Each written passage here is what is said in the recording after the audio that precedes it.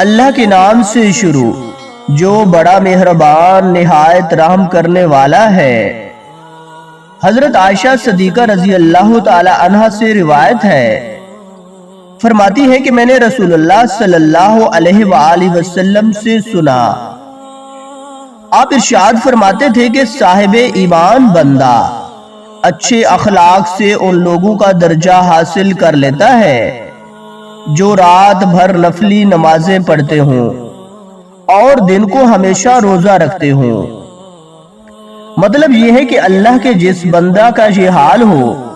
کہ وہ عقیدہ اور عمل کے لحاظ سے سچا مومن ہو اور ساتھ ہی اس کو حسن اخلاق کی دولت بھی نصیب ہو، تو اگرچہ وہ رات کو زیادہ نفلیں نہ پڑھتا ہو اور کثرت سے نفلی روزے نہ رکھتا ہو، لیکن پھر بھی وہ اپنے حسن اخلاق کی وجہ سے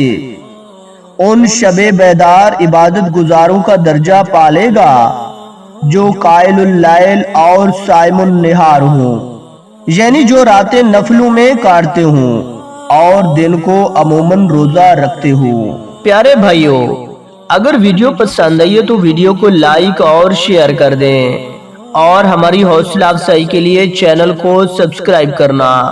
اور نیچے کمنٹ سیکشن میں اپنی رائے کا اظہار کرنا مت بھولیے گا۔ جزاک اللہ۔